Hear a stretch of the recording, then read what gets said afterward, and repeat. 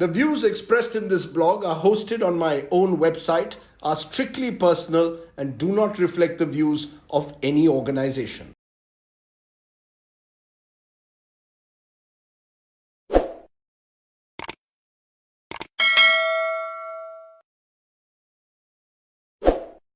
Hello and welcome, my friends, once again to Straight Bat, my weekly video blog where, as the title suggests, I comment on contemporary issues with a straight bat.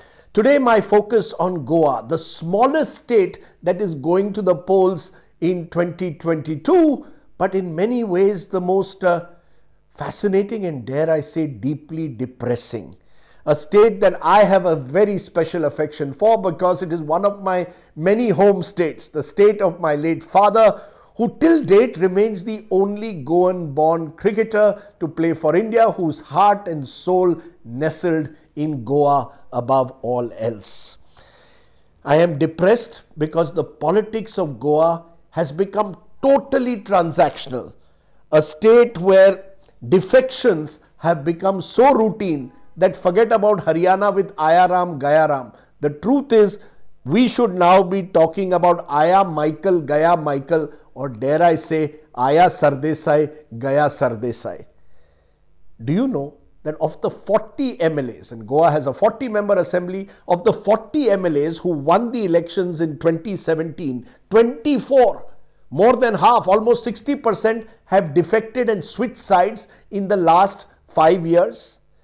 I mean, it almost seems as if there is nothing like party ideology or loyalty. You can change parties like you change your clothes in Goa, a small state where even 1 or 2 MLAs can bring down and destabilize a government. Take the Congress party, once the largest national party of Goa. In 2017, the Congress won the largest number of seats in the assembly election, 17. But 15 of those 17 Congress MLAs have switched sides in the last 5 years, leaving only 2 in the party, both former Chief Ministers Digambar Kamath and Pratap Singh Rane. A majority of these MLAs switched to the ruling BJP. A majority of them were then made ministers as the BJP formed a government in Goa, even though they had fewer seats than the Congress. Take the classic case of Anastasio Babush Montserrat, the strongman of Panjim. He fought and won a by-election on a Congress ticket in May 2019, where the BJP campaigned against him and said he had criminal antecedents. They said they were exposing a case where he was charged with the rape of a minor girl and an FIR had been filed against him. Now, this happens during the campaign, and barely weeks or 2 months later, in July 2019, Babush Montserrat, along with 10 other Congress MLAs, switches to the BJP, and Babush's wife Jennifer, who's also an MLA, is made a minister in the BJP government. By the way, Babush has defected almost 6 times in his political career. Take also the more recent case of Alex Reginald Lorenzo, who was the Congress's working president till last month and then suddenly decides to defect to the Trinamool Congress because he says that the Congress is not giving him his due. Guess what? Barely weeks later, he has resigned from the Trinamool Congress and now wants to return a ghar wapsi to the Congress, which is so far not accommodating him. None of this, my friends, is new to Goa. In the turbulent decade of the 90s, Goa saw between 1990 and 2005, 14 governments in 15 years.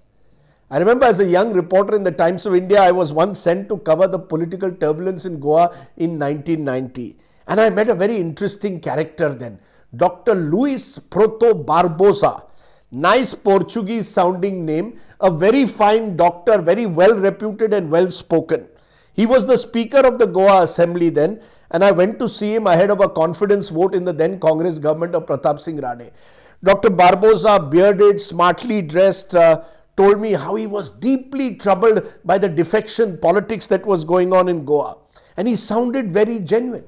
Only the next day or a couple of days later, what happens? Dr. Barbosa breaks the Congress and forms his own Goa People's Party along with 6 other Congress MLAs. joins hands with the larger Maharashtravadi Gomantak party. They form a government and Dr. Barbosa becomes chief minister for all of 244 days. I remember going and then meeting Dr. Barbosa again and asking him whatever happened to your claims about defection politics and his decision to break away. And he tells me, you know, Mr. Sardesai, I am against all forms of defections, but sometimes you have to look at the larger interests of the people. Defections, my friends, in the name of the people. What Dr. Barbosa told me in 1990 is just as true today. Politicians now routinely defect and switch political sides by claiming that they are serving the people, their voters.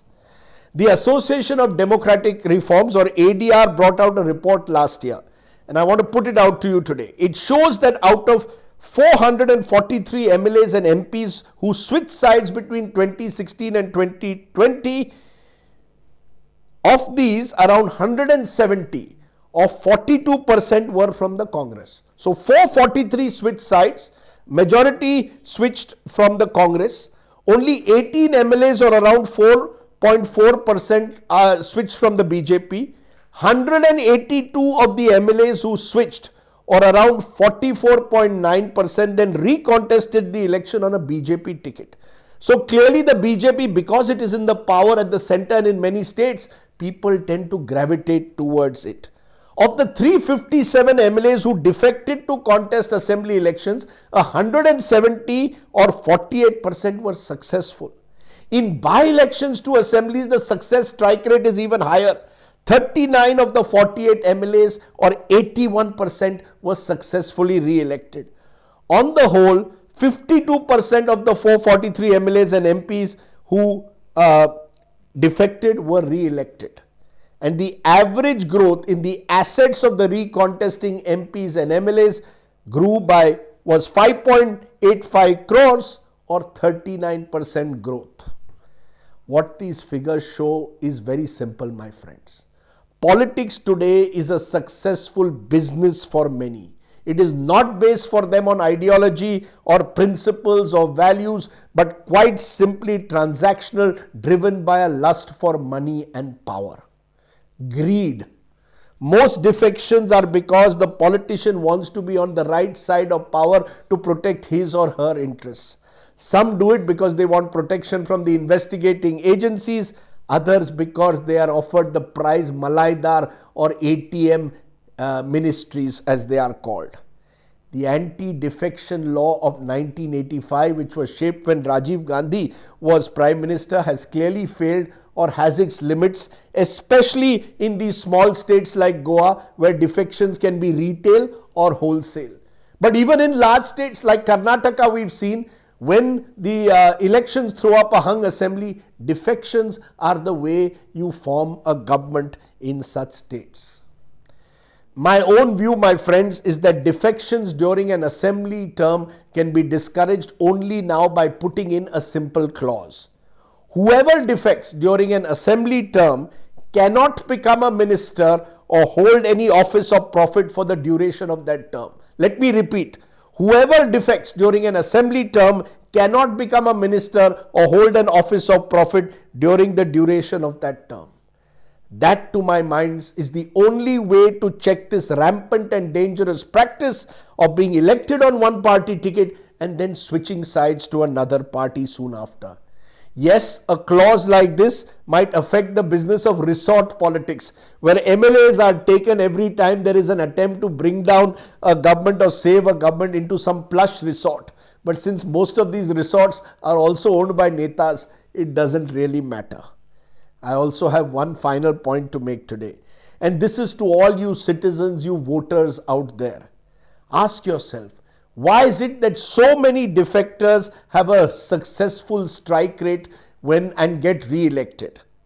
In Goa in particular, we've seen that defectors are being routinely rewarded by their voters. Maybe because they are the local strongmen of their area, or maybe because in a state like Goa, where the average constituency is barely 25 to 30,000, even around 8 to 10,000 votes can be enough to win an election.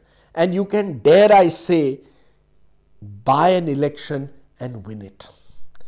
Let me be also honest today. I have been asked more than once in the last several years, if I feel so strongly about my home state's politics, why don't I, as a son of the soil, return to Goa and contest an election? My answer, my friends, is very simple. I won't win because I don't have deep pockets, nor have I lived and worked in Goa and spoken Konkani. More importantly, I want a good night's sleep with a clean conscience. Maka maji neend avadta. I like my sleep. Think about it. That was the straight bat. Do of course subscribe to my YouTube channel for many more such videos. For now, stay well, stay safe. Namaskar. Jai Hind.